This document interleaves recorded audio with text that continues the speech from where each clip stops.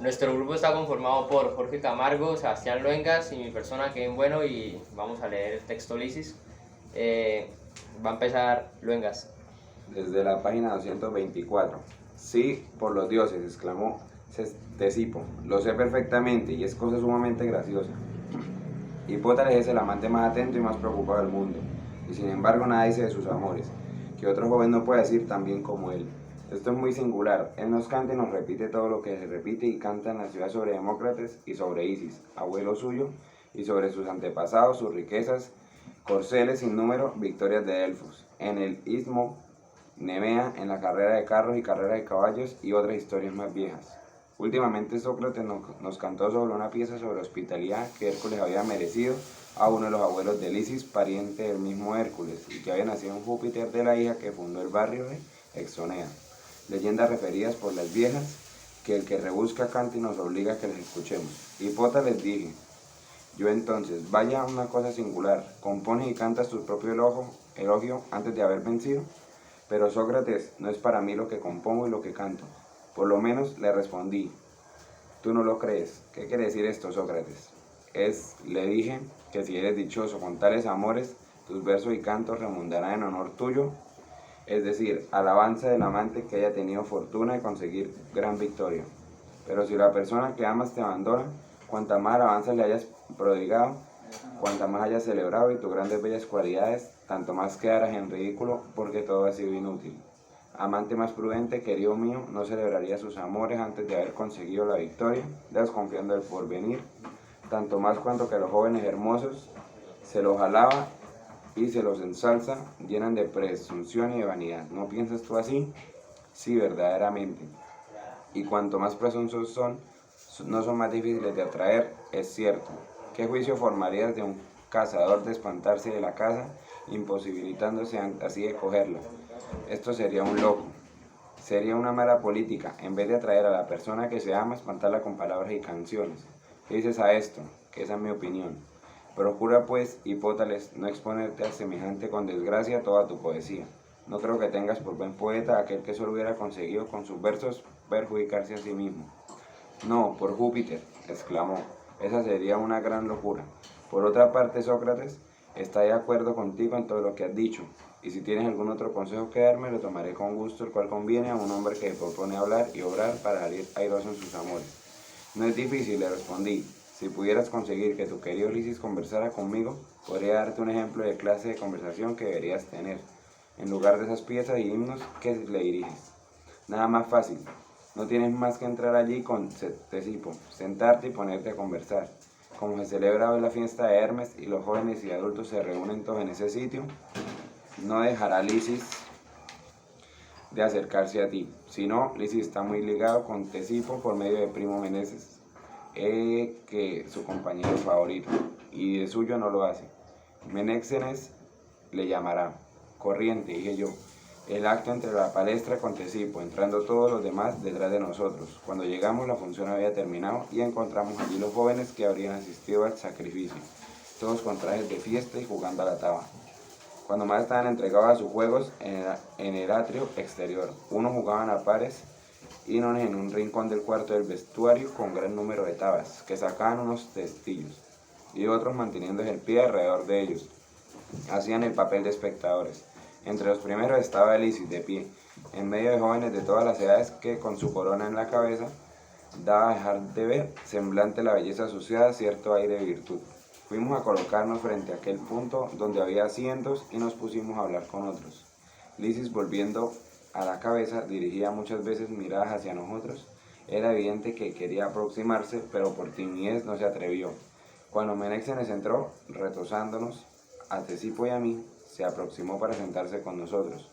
Lisis, conociendo su intención, le siguió y se colocó a su lado, y los demás concurrieron igualmente. Hipótales, advirtiendo que el grupo en torno nuestro engrosaba, vino a su vez a ocultarse detrás de los otros, puesto de pie y colocado de manera que no pudiese ser visto por Lisis por temor a serle importuno. Me dirigí a Menéxenes y le dije, hijo de Domofón, ¿cuál de vosotros es de más edad? No estamos de acuerdo en este punto. ¿Disputáis también acerca de cuál es el más noble? Sí, ciertamente.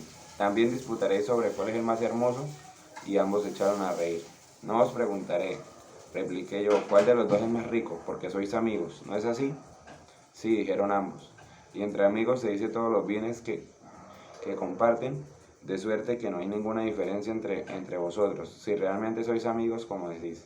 Acto continuo iba a preguntarle cuál era más justo y más sabio, pero llegó uno que obligó a Menéxenes a marcharse, como pretexto de que el maestro de palestra le llamaba, porque creó que estaba encargado de la vigilancia del sacrificio. Luego que se retiró Menéxenes, me dirigí a Lisis. Dime, Lisis, tu padre y tu madre te quieren mucho, ¿no es así? Mucho. Por consiguiente, querrán hacerte lo más feliz del mundo. Puede ser otra cosa. ¿Y consideras dichoso a que el esclavo no es libre de hacer lo que quiere? No, por Júpiter no es dichoso. Entonces tu padre y tu madre, si te aman verdaderamente y quieren tu felicidad, deben hacer los mayores esfuerzos para hacerte dichoso. ¿Te dejan? Pues hacer todo lo que quieres sin regañarte nunca, ni impedirte orar a tu capricho. Por Júpiter sucede todo lo contrario, me impiden hacer muchas cosas. ¿Cómo así? ¿Quieren que seas dichoso y te impiden hacer de tu voluntad? Dime, si quisieras montar en uno de esos carros de tu padre y tomar riendas cuando hay alguna lucha, ¿te lo permitiría tu padre o te lo prohibiría? Creo que no me lo permitiría. ¿Y a quién te lo encomienda? Hay un conductor que recibe un salario de mi padre. ¿Qué dices? ¿Permite a un mercenario mejor a ti hacer lo que quiere de los caballos y le da además un salario? ¿Por qué no? Pero se te permite conducir la yunta de mulas y castigarlas con látigo cuando te acomode. ¿Cómo quieres que se permita eso? Entonces nadie puede castigarlas. Sí, verdaderamente, el mulatero puede hacerlo. ¿Es libre o esclavo? Esclavo. Tus padres, a lo que veo, hacen más caso de un esclavo que de ti. Eres su hijo, puesto de que le confían con preferencia a ti lo que le pertenece y le permiten lo que le quieren acto mismo que te lo prohíben a ti. Pero dime aún, ¿te dejan en libertad de conducirte por ti mismo? ¿Cómo me lo habrían de permitir? Pues ¿quién te guía? Mi pedagogo, que ahí está. ¿Es esclavo? Sí, propiedad nuestra. Vaya una cosa singular, dije yo. Ser libre y verse gobernado por un esclavo que hace de tu pedagogo para gobernarte. Me lleva a casa del maestro y tus maestros mandan sobre ti. Igualmente, sí y mucho. Vaya un hombre rodeado de maestros pedagogos por voluntad de su padre, pero cuando vuelves a casa estás cerca de tu madre. Te deja esta hacer lo que quieres para que seas dichoso, por ejemplo. Te deja volver la lana y tocar el telar, mientras ella teje, o antes bien te prohíbe tocar la lanzadera, el peine o más instrumentos. Dices echándose a reír. Por Júpiter. Sócrates me dijo, no solo me lo prohíbe, sino que me pegan los dedos y llego a tocar. Por Hércules, exclamé, ¿has hecho alguna ofensa a tu padre o a tu madre? No, no les he ofendido en nada, me respondió. Pues ¿de dónde te impiden ser dichoso y hacer lo que quieras? Obligándote a hacer todo lo que quieran ellos y de ser obediente. Para decirlo una vez, a reducirte a la condición de no hacer nada por tu voluntad, ya que todas estas riquezas están a tu disposición, como que todo el mundo administra, excepto tú y tu cuerpo. A pesar de ser tan hermoso, no te presta ningún uso, toda vez que otro distinto que tú le cuida y gobierna. En definitiva, tú, Lisis, no haces ni diriges nada a tu voluntad. Es porque aún tengo la edad. Mira, hijo de Demócrates, que acaso la edad no sea verdadera razón, porque hay cosas tan importantes como las que hemos referido. A mi parecer, tus padres te dejarán ejecutar sin reparar tus pocos años. Por ejemplo, cuando quieren que leas o cuando quieres que escriba alguna cosa, es seguro que serás tú el primero a quien se dirijan en casa, ¿no es así? Sí. Y cuando escribes, no eres libre de trazar esta letra en primera y aquella en segunda y leerlas enseguida en el mismo orden. Asimismo, cuando coges la lira, te impiden tus padres aflojar y apretar las cuerdas que quieres o puntear o tocar el plectro. No. ¿Por qué razón te permiten unas cosas y te prohíben otras? Según hemos dicho, sin duda. Porque unas cosas las sé, otras no las sé. Bien, excelente. Luego no es la edad la que espera tu padre para permitirte hacerte todas las cosas, porque el día que te crea más hábil que él, ese día te confiará todos sus bienes y hasta su persona. Así lo pienso. Bien, pero dime, ¿tu vecino no hará contigo lo mismo que tu padre? ¿Y no crees que te entregará su casa para gobernarla? Más bien para administrarla el día que te crea más hábil que él. Creo que la confiará. Y los atenienses a su vez no te confiarán sus negocios en el momento en el que te crean más experimentado. Sí, ciertamente. Repuse yo, ¿qué haría el gran rey de Persia entre su hijo mayor y nosotros, a quien confiaría el cuidado de dar sazón a distintos platos de mesa. Si le probásemos que nosotros somos más entendidos que su hijo en la reparación de condimentos, a nosotros. Más aún no permitiría que su hijo mezclara nada. A nosotros nos dejaría orar aun cuando quisiéramos echar sal, sin duda alguna. Dime más, si su hijo tuviese malos ojos, ¿le permitiría tocarlos con sus manos, sabiendo que no entiende nada de medicina, o se lo impediría? Se lo impediría. Pero si nos tuviese a nosotros buenos médicos, ¿nos dejaría orar aun cuando quisiéramos llenar de ceniza los ojos del hijo? Confiando en nuestra habilidad, tienes razón. ¿Y no sucedería lo mismo en cuantas ocasiones parezcamos nosotros más hábiles? Necesariamente. Ya ves lo que sobre esto pasa, mi querido Lisis. En las cosas que nos hemos hecho hábiles, se fía de nosotros todo el mundo. Los griegos, bárbaros, hombres, mujeres, a nadie impide orar, mejor nos parezca. Y solo gobernamos a nosotros mismos, sino que gobernamos a los demás y guardamos a la vez uso y provecho de todo lo que les pertenece. Pero en las cosas que no tenemos ninguna experiencia, nadie querrá dejarse conducir a gusto nuestro. No habrá uno que no ponga obstáculos, que no solo los entraños, sino también nuestra padre, madre y cualquiera otro próximo. Si pudiese haberle, seremos esclavos de los demás y nuestros propios bienes no serán nuestros, puesto que no serán de ninguna utilidad. ¿Me concedes todo esto? Sí. Amaremos y seremos amados con relación a las cosas que no podamos ser de alguna utilidad. No, dijo.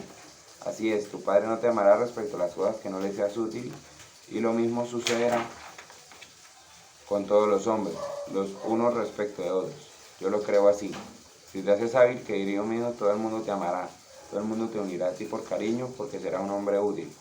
Si no, no tendrás un amigo, ni padre, ni madre, ni pariente, ni ningún hombre te amará.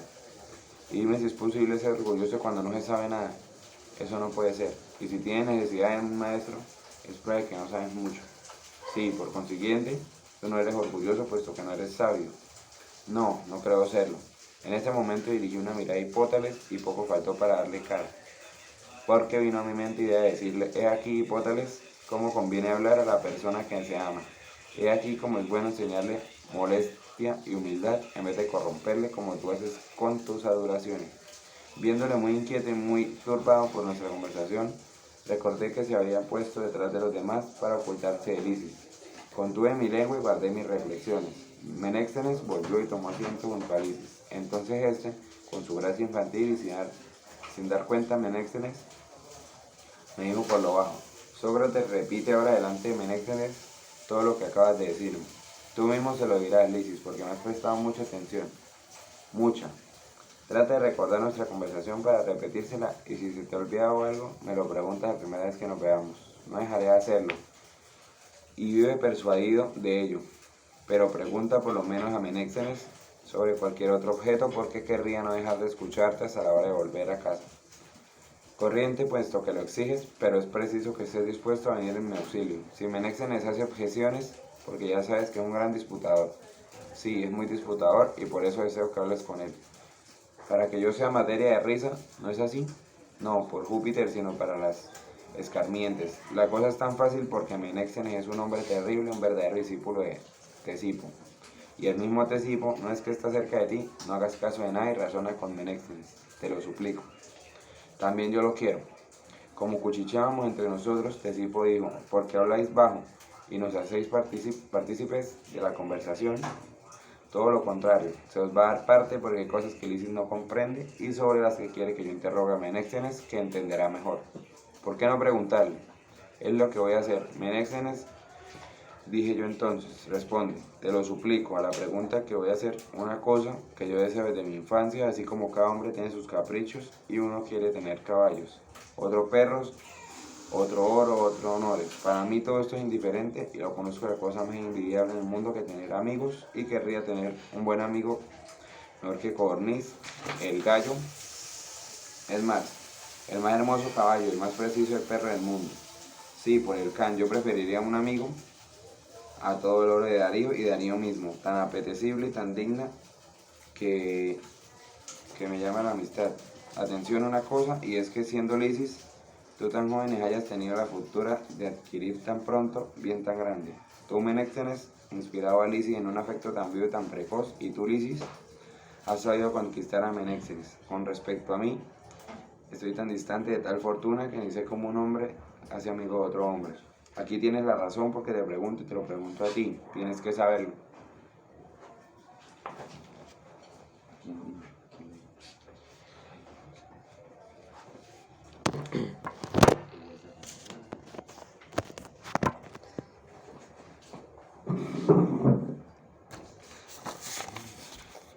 Página 11.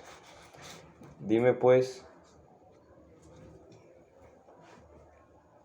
página 234. Dime pues, Menexenes, cuando un hombre ama a otro, ¿cuál de los dos se hace amigo del otro? ¿El que ama se hace amigo de la persona amada o la persona amada se hace amigo del que ama? ¿O no hay entre ellos ninguna diferencia? Ninguna a mis ojos, respondió. ¿Qué quieres decir con eso? Ambos son amigos. Cuando solo el uno de ellos ama al otro. Sí, a mi parecer. Pero ¿no puede suceder que el hombre que ama a otro no sea correspondido? Verdaderamente sí, y asimismo que sea aborrecido, como se cuenta de aquellos amantes que se creen aborrecidos por las personas que aman. Entre los más apasionados, ¿cuántos hay que no se creen correspondidos? ¿Y cuántos que se creen aborrecidos por esos mismos? ¿No es verdad?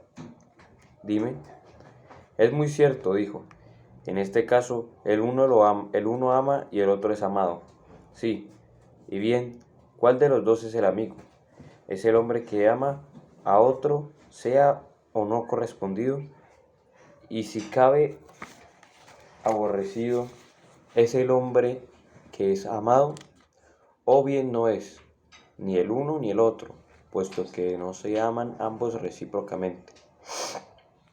Ni el uno ni el otro, a mi parecer.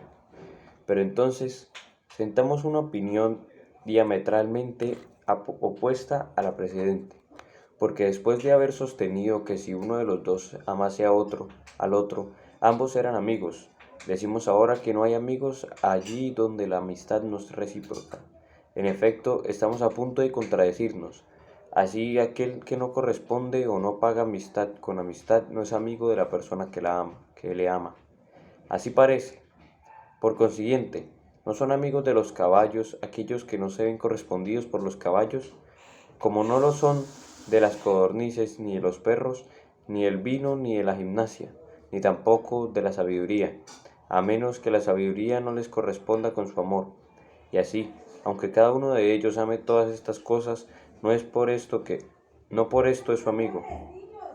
Pero entonces falta a la verdad el poeta que ha dicho: dichoso aquel que tiene por amigos sus hijos, caballos ligeros para las carreras, perros para la caza y un hospedaje en países lejanos. No me parece que se equivoca.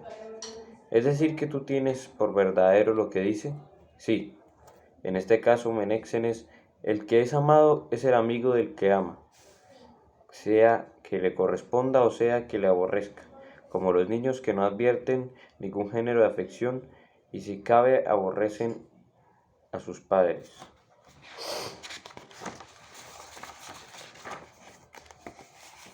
Cuando se les corrige y que en ningún momento están más predispuestos en contra de estos que cuando los manifiestan estos mismos mayor cariño, esa es también mi opinión. Luego, el amigo no es aquel que ama, sino el que es amado. Así parece. Por este principio es enemigo aquel que aborrece y no aquel que es aborrecido. Así parece. En este concepto, muchos son amados por sus enemigos y aborrecidos por sus amigos, puesto que el amigo es aquel que es amado y no aquel que ama. Pero parece increíble, Menexenes, o más bien imposible, que uno sea amigo de su enemigo y enemigo de su amigo. ¿Eso es cierto, Sócrates? Si esto es, si esto es imposible. El que ama es naturalmente amigo del que es amado, así parece. Y el que aborrece es enemigo del que es aborrecido, necesariamente. Henos aquí otra vez con la opinión que manifestamos antes, que muchos son amigos de los que no son sus amigos, y muchas veces de sus enemigos, cuando aman a quien no los ama o los aborrece. Además, muchas veces somos enemigos de gentes que no son enemigos nuestros, y que quizá son nuestros amigos, como cuando aborrecemos a quien no nos aborrece, y quizá nos ama. Eso es probable. Si el amigo no es el que ama, ni lo es el que es amado, ni tampoco el hombre que a la vez ama y es amado, ¿qué es lo que debemos deducir aquí? Existen entre los hombres otras relaciones de las que pueda deducirse la amistad. Yo, Sócrates, no veo ninguna. Quizá Menéxenes, al comenzar nuestra indagación, tomamos mal camino. Así es, Sócrates, exclamó Lisis, ruborizándose al pronunciar esta palabra, que me pareció habérsele escapado, efecto de la mucha atención que prestaba a lo que estábamos diciendo.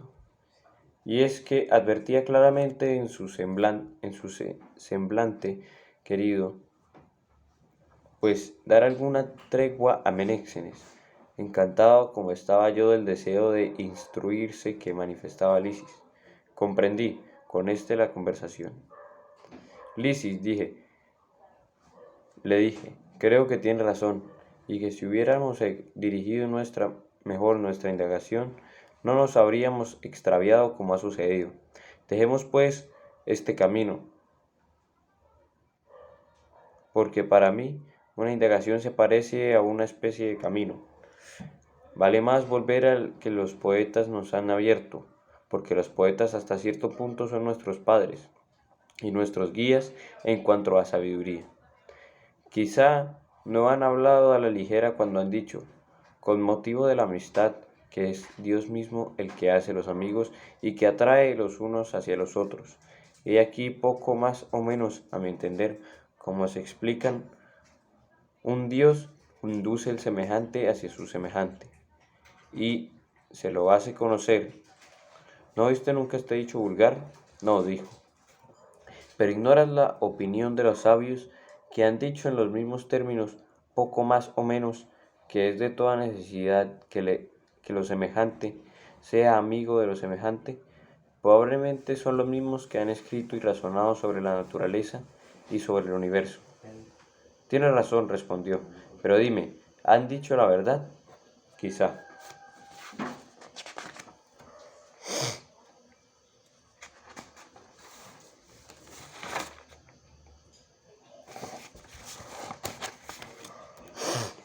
Quizá la mitad de la verdad, y quizá la verdad toda entera, respondí a mi vez, pero nosotros no la comprendemos. El hombre malo se nos figura que es enemigo de otro hombre malo, y es tanto más malo, cuanto más se traten y se aproximen, porque encuentra más facilidad de causarle daño. Es imposible que los seres dañinos y los que están expuestos a sus tiros puedan jamás hacerse amigos. ¿Esta es tu opinión? Sí, verdaderamente. He aquí ya que la mitad de lo que dicen esos sabios es una falsedad, porque el hombre malo es semejante, el hombre malo es semejante al hombre malo. Eso es cierto, pero quizá han querido decir que solo los hombres de bien son semejantes a los hombres de bien y son amigos entre sí, mientras que los malos, como se ha pretendido también, no se parecen en manera alguna ni entre ellos ni en sí mismos, porque son mudables y variables. En este caso puede sorprender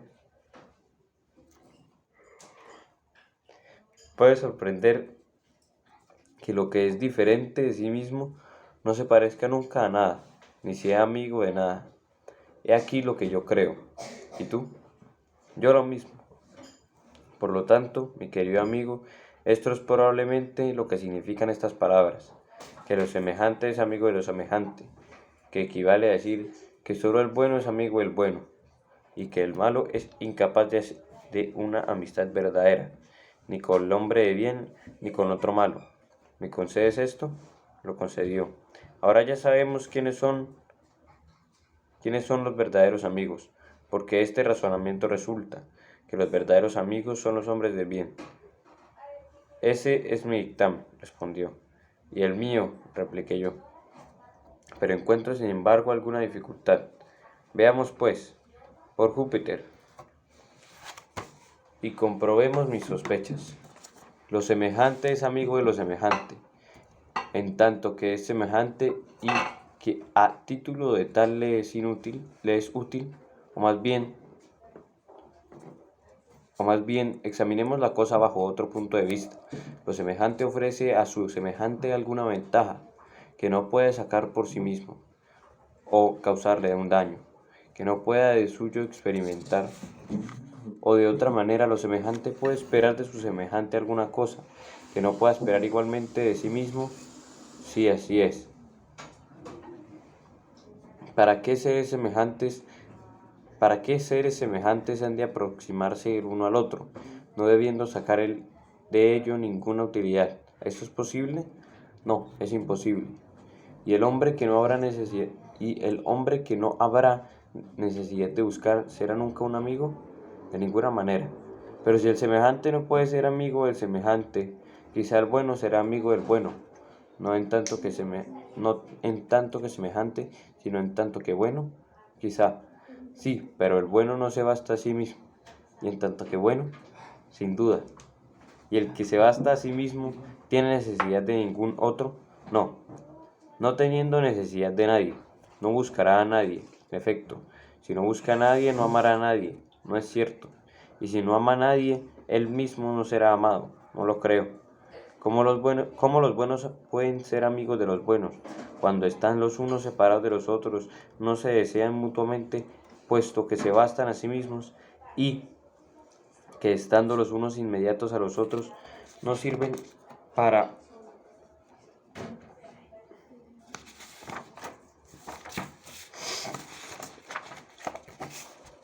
nada recíprocamente.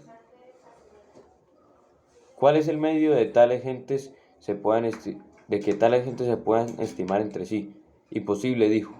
Pero si no se estiman, ¿no serán amigos? Dices verdad. Mira, Lisis, el chasco que nos hemos llevado. ¿No ves ahora que nuestro engaño ha sido completo? Pues ¿cómo?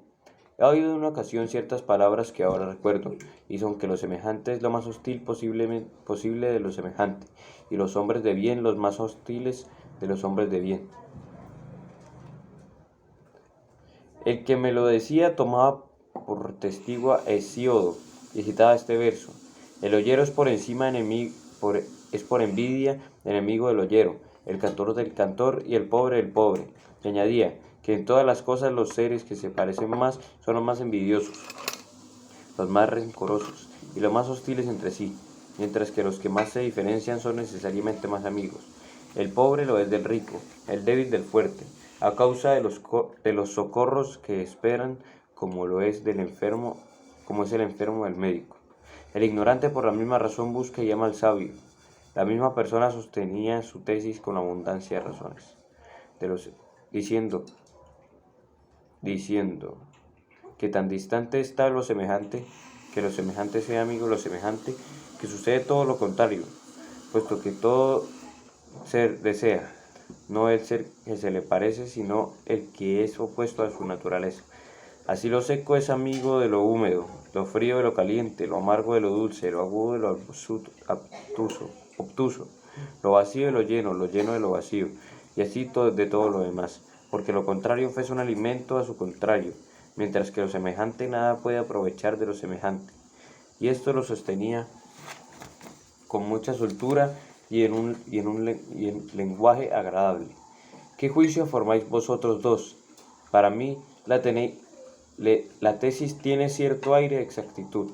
Diremos absolutamente que lo contrario es amigo de lo contrario. Sí, también yo lo digo, Menexenes, pero ¿no tienes esta opinión por muy singular? ¿Y no ves levantarse contra nosotros sobre la marcha a estos adversarios ardorosos y hábiles que van a preguntarnos si la amistad es lo más contrario al posible aborrecimiento?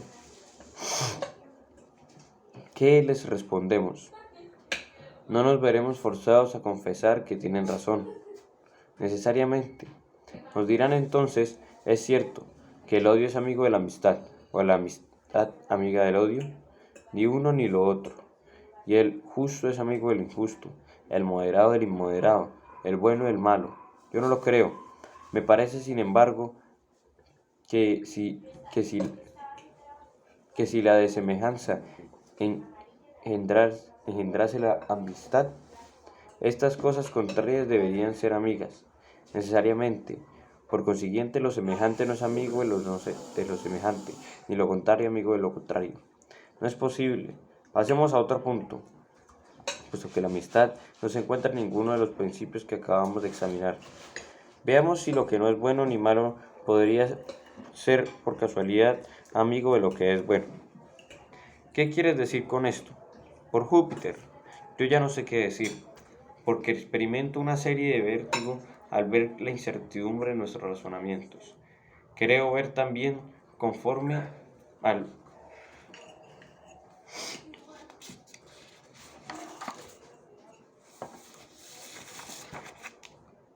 antiguo adagio, que la amistad reside quizá en la belleza, pero nuestro objeto es como los fantasmas de las delicados, ligeros e incoercibles. Y he aquí por qué tenemos tanta dificultad en deslindarle. En fin, digo que lo bueno es bello. ¿Y tú qué piensas? Yo lo creo también. Asimismo digo, por adivinación, que lo que no es ni bueno ni malo es amigo de lo bueno y de lo bello. Escucha ahora sobre qué fundó mis conjeturas. Me parece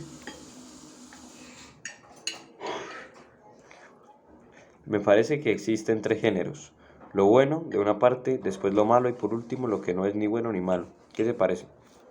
Estoy conforme.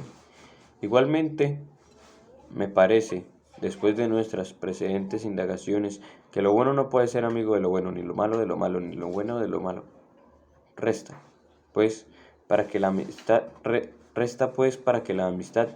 sea posible entre dos géneros, que lo que no es ni bueno ni malo sea amigo de lo bueno, o de una cosa que se le aproxime, porque con respecto a lo malo no puede nunca excitar la amistad.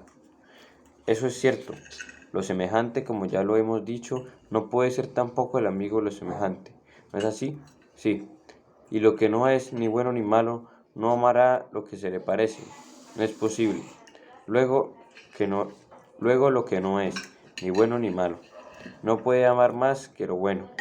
Necesariamente, a mi parecer, veamos ahora, mis queridos amigos, dije yo, si este razonamiento nos conduce al término que deseamos, fijémonos por ejemplo en el cuerpo. Cuando está sano, no tiene ninguna necesidad de medicina, porque se basta a sí mismo, y el hombre sano jamás amará al médico, sino en razón de la salud. ¿No es así? Jamás. Yo creo que es el enfermo el que ama al médico a causa de la enfermedad, sin duda, pero la enfermedad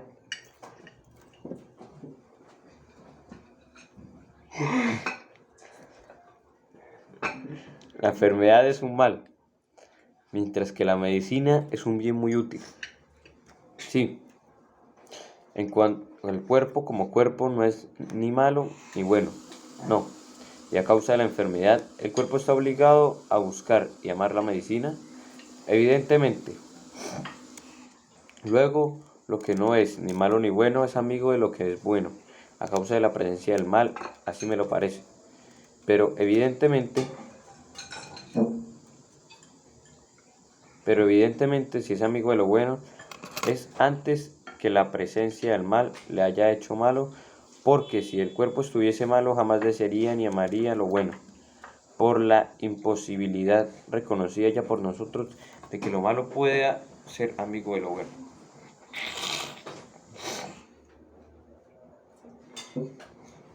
En efecto, eso es imposible. Fijad bien la atención en lo que voy a decir.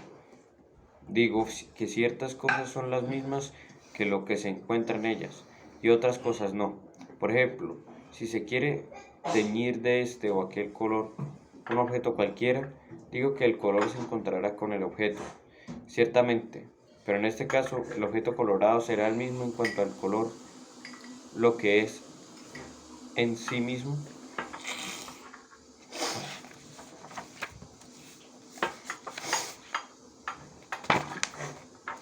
No te entiendo, dijo. Veamos, le respondí. Otra explicación. Si te tiñesen de albayalde tus cabellos naturalmente rubios serían blancos en realidad o en apariencia. En apariencia, sin embargo, la blancura se encontraría en los cabellos, sí, y no por eso serían blancos. De suerte que en este caso, a pesar de la blancura que se encuentra en ellos, tus cabellos no son ni blancos ni negros, eso es cierto, pero, amigo mío, cuando la vejez les haya hecho tomar este mismo color, no serán de hecho semejantes a lo que se encontrará en ellos, es decir, verdaderamente blancos por la presencia de la blancura. No puede ser de otra manera. He aquí ahora la cuestión que propongo. Cuando una cosa se encuentra con otra, se hace la misma que esta otra.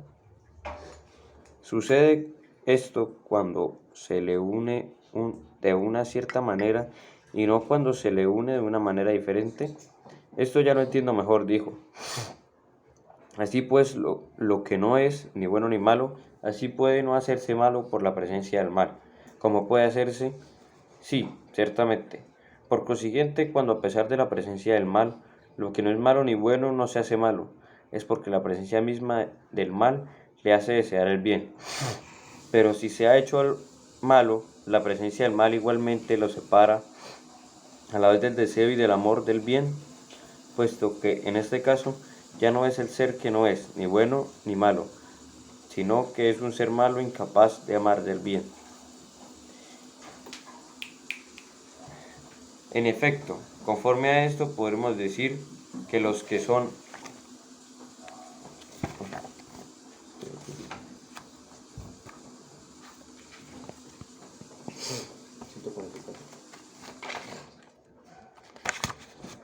Bueno,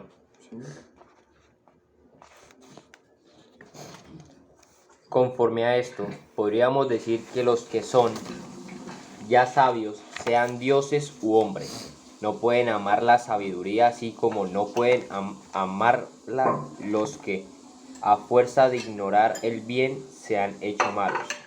¿Por qué? Ni los ignorantes ni los malos aman la sabiduría. Restan aquellos que no, estando absolutamente exentos, ni de mal ni de ignorancia, no están. Sin embargo, pervertidos hasta el punto de no tener conciencia de su estado y que son aún capaces de dar la razón de lo que no saben. Estos, que no son ni buenos ni malos, aman la sabiduría, mientras que los que son del todo buenos o del todo malos no pueden amarla. En efecto, hemos demostrado antes que lo contrario no es amigo de su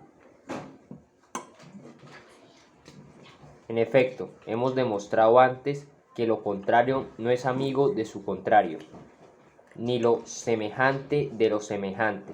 ¿Lo recordaréis? Perfectamente. Creo que ahora Lisis y Menéxenes hemos descubierto más claro que nunca lo que es el amigo y lo que no lo es. Diremos, pues, que con relación al alma, con relación al cuerpo, por todas partes, en fin, lo que no es bueno ni malo es el amigo de lo que es bueno a causa de la presencia del mal. Ambos lo confesaron y convinieron en que así era absolutamente. Yo mismo me consideré dichoso y me di por satisfecho, como cazador que asegura su presa. Más después, yo no sé cómo, convencí a una terrible sospechosa de que no habíamos descubierto la verdad, y como de repente y turbado dije: ah, Lisis y Méxenes, gran riesgo corremos de que lo dicho no sea más que un precioso sueño. ¿Por qué?, me preguntó Méxenes. Me temo, le respondí, que nos hemos llevado chasco en nuestro discurso sobre la amistad, como sucede a charlatanes. ¿Cómo? Lo vamos a ver bien pronto. El que ama alguna cosa o no.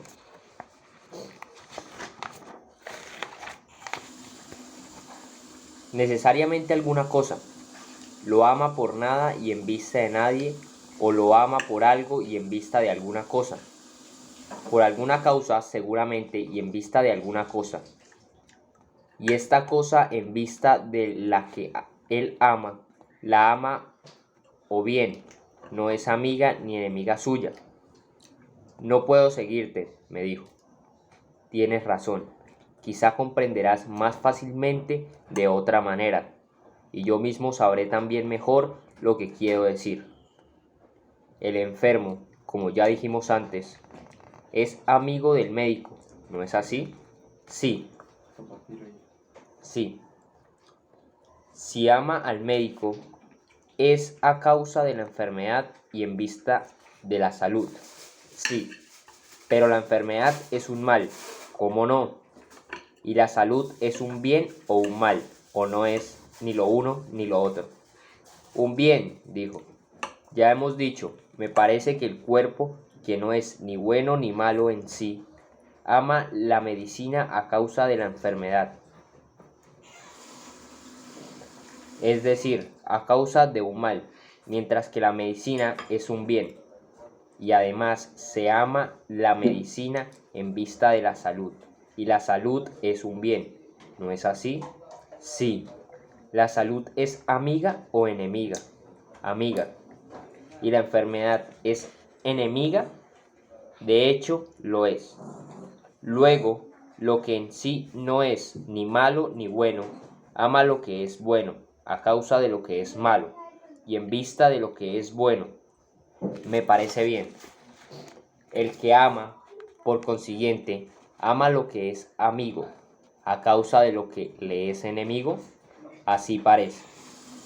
Bien, pero ahora, queridos míos, tengamos cuidado de no dejarnos engañar. No insisto sobre este punto de que el amigo se ha hecho el amigo del amigo y lo semejante amigo de su semejante. Por más que lo creyéramos imposible, examinemos más bien así algún error en lo que acabamos de sentar. La medicina. Hemos dicho, se le ama en vista de la salud. Sí. Luego se ama la salud, seguramente. Y si se le ama, ¿es en vista de alguna cosa? Sí, de alguna cosa que también se ama, para ser fieles a nuestras premisas, sin duda. Y se amará esta cosa a su vez en vista de alguna otra que también se ame. Sí. Prosiguiendo así indefinidamente, es necesario que lleguemos a un principio que no suponga ninguna otra cosa amada, a un primer principio de amistad. Es el mismo en cuya virtud decimos que amamos todas las demás cosas. Necesariamente. Digo ahora, que es preciso tener presente que todas las demás cosas que nosotros amamos en vista de esta primera no nos causen ilusión, porque no somos más que imágenes, mientras que ese primer principio es el único y primer bien, a decir verdad, que nosotros amamos. He aquí como es preciso entenderlo, cuando se da un gran valor a una cosa, como un padre que prefiere un hijo, por ejemplo, a todos los demás bienes. No habrá otro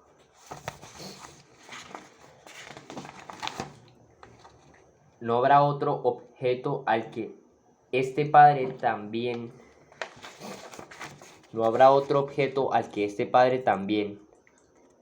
un gran valor como resultado de su amor al hijo. Si le dicen que su hijo bebió la cicuta, ¿no dará un gran valor al vino? si cree que el vino puede salvarle? Ciertamente, no se lo hará también también a la vasija que contenga el vino. Seguramente. ¿No hará entonces más caso de una copa de barro o de 3 medidas de vino que de su Hijo? Y así es preciso decir que lo que amamos no son estas cosas que buscamos en vista de otra, sino que amamos esta cosa misma, en cuya vista ansiamos las otras cosas. Y aunque se diga que amamos el oro y el dinero, nada hay menos verdadero, porque lo que amamos en aquello en cuya vista damos valor al oro y el dinero y a otros bienes igualmente, no es cierto. ¿No es cierto esto? Muy cierto. Apliquemos este razonamiento a la amistad y digamos que todas las cosas que llamamos amigas, amándolas en vista de otra cosa, no merecen este nombre. No hay más amigo que ese principio a que se refieren todas nuestras pretendidas amistades. Bien puede suceder que sea así. Por consiguiente, el amigo verdadero jamás es amado en vista de otro amigo. Eso es cierto. He aquí lo que resulta probado. El amigo no es amado en vista de otro amigo, pero ¿no amamos lo bueno? Me parece que sí. Lo bueno es amado a causa de lo malo. Sí. Por ejemplo, de nuestros 3 géneros, lo bueno, lo malo y lo que no es malo ni bueno, no quedasen más que 2 y el tercero, el mal, llegase a desaparecer y no atacase ni al cuerpo ni al alma, ni a ninguna de estas cosas que hemos llamado ni buenas ni malas. ¿No es cierto que lo bueno no nos servirá de nada y que se nos haría inútil? No existiendo nada que nos perjudicase, ninguna necesidad tendríamos del socorro de lo bueno. En este concepto sería del todo evidente que a causa del mal únicamente es como nosotros buscaríamos el bien y que no le amaríamos sino como remedio del mal, siendo el mal nuestra enfermedad, porque cuando no existiese el mal no hay necesidad de remedios. Digo, pues, que lo bueno es de tal naturaleza que nosotros que estamos entre el bien y el mal no podemos amarle sino a causa del mal, y que en sí mismo no es de ninguna utilidad. Me parece bien que sea así. Por lo tanto, este amigo, al que refieren todas nuestras pretendidas amistades por las cosas que amamos en vista de otra, en nada se parece a estas cosas. A estas las llamaremos amigas en vista de otras cosas, de otra cosa amiga. Pero el amigo verdadero es de una naturaleza del todo opuesta. No existe en efecto, como ya dijimos, sino como relación a lo que el enemigo nuestro. Si este enemigo llegara a desaparecer, el amigo igualmente cesará de existir para nosotros. Yo no lo creo, por lo menos de la manera que ahora lo cuentas. Por Júpiter, dije yo, si se destruyera el mal, ¿no habría hambre, ni sed, ni ningún otro de estos apetitos? O más bien, aun cuando los hombres y los animales fuesen distintos, o que como son hoy día, la sed no existiría sin ser dañosa. O bien, ¿crees tú que la sed, el hambre y los demás apetitos quedarían los mismos no existiendo el mal?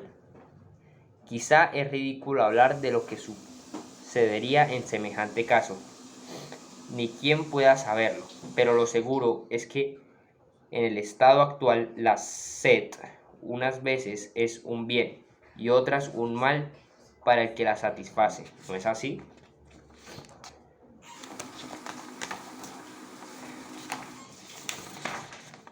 En efecto, Luego el hombre que tiene sed o que satisface cualquier otro deseo, unas veces se encuentra bien, otras mal y otras ni bien ni mal. Sí, verdaderamente. Y si el mal desapareciese, dime, ¿lo que no es naturalmente un mal debería desaparecer con él? No. Luego, los deseos que no son ni buenos ni malos subsistirían en ausencia del mal. Así me parece. Pero el que desea y el que ama, ¿puede no amar el objeto de su deseo y de su amor? Yo no lo creo. Habría, por lo tanto, amistades posibles, suponiendo que todos los males destruidos,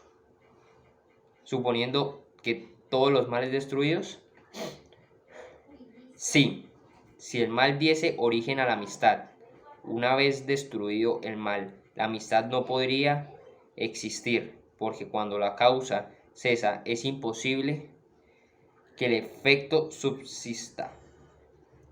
Es exacto. No estamos acordes en que el que ama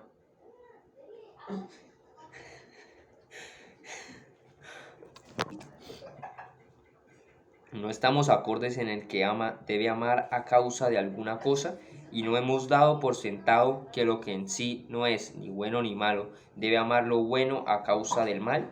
Sí, con lo expuesto creo haber encontrado otra razón de amar y de ser amado. Me parece bien. Pero en verdad, ¿el deseo será la causa de la amistad? El que desea, ¿ama el objeto de su deseo por todo el tiempo que lo desea?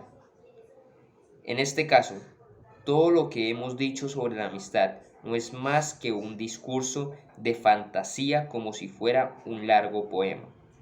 Podría suceder que así fuera. En efecto, el que desea, dime, ¿no desea aquello que tiene necesidad? Sin duda. El que tiene necesidad ama aquello. El que tiene necesidad ama aquello de que tiene necesidad. Sí. Y el que tiene necesidad no es porque le falta aquello que necesita. Sí. Me parece por consiguiente que lo conveniente debe ser el objeto del amor, de la amistad y del deseo. ¿Qué decís a esto, Menéxenes y Lisis? Ambos convinieron en ello. Si los dos sois amigos el uno del otro, es porque existe entre vosotros una conveniencia natural. Sí, muy grande, dijeron ambos. Por lo tanto, mis queridos jóvenes, si alguno desea o ama a otro, jamás podría ni desearle, ni amarle, ni buscarle, sino encontrase entre él y el objeto de su amor alguna conveniencia o afinidad del alma, de carácter o de exterioridad. Es cierto, dijo Menéxenes. Lisis guardó silencio. Amar lo que nos conviene naturalmente nos parece cosa innecesaria. Sí, y es también una necesidad de ser amado por aquel que verdadera y sinceramente se ama. Lisis y Menéxenes apenas hicieron signo de asentimiento, pero Hipótales, lleno de gozo, mudaba cada instante de color. Queriendo yo poner en claro esta opinión, dije entonces: si lo conveniente difiere de lo semejante, me parece, Lisis y Menéxenes, que hemos encontrado la última palabra de la amistad. Pero si lo conveniente y lo semejante resultan ser una misma cosa, no nos será fácil de sustraernos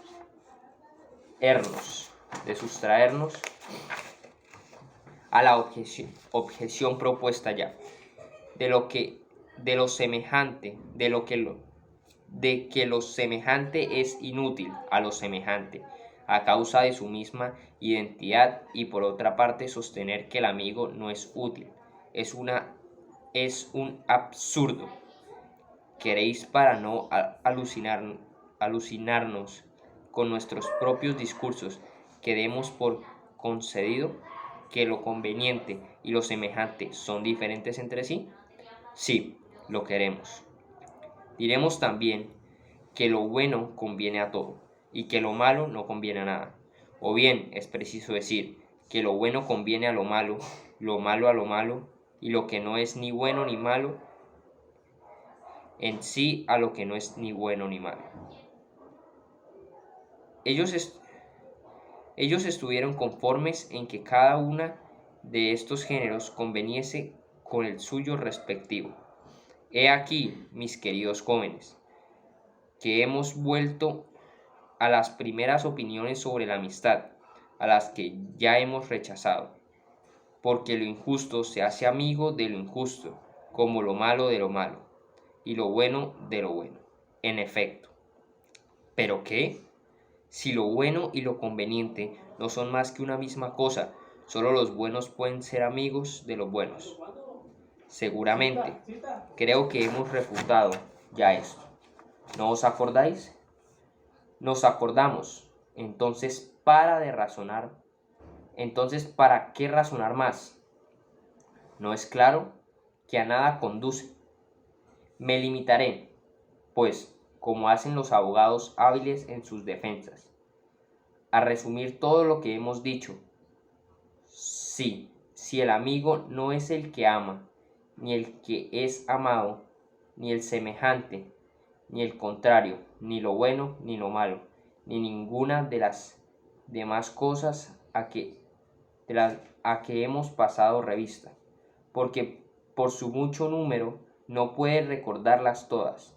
Si ninguna de estas cosas, repito, es el amigo, entonces nada tengo que decir. En este acto me vino la idea de provocar a alguno de más edad, pero en el mismo momento, dirigiéndose a nosotros como demonios, los pedagosos de Lisis y Méxenes, con los hermanos de estos, los llamaron para volver a casa, porque era ya tarde. Desde luego, todos los que estábamos allí presentes quisimos retenerlos, pero bien pronto, sin hacer aprecio de nosotros, se pusieron furiosos y continuaron llamando a los jóvenes en su lenguaje semibárbaro. Y como parecía que habían bebido con algún exceso a causa de las fiestas y no estaban, por lo tanto, en disposición de escucharnos, cedimos al fin y cortamos la conversación. Cuando se marchaban, dije a Lisis y Méxenes que nos habíamos puesto quizá en ridículo a ellos y yo, viejo como ya soy, porque los que presenciaron la conversación irán diciendo que pensábamos ser amigos y yo solo soy vuestro, y no hemos podido descubrir lo que es el amigo. Muchas gracias.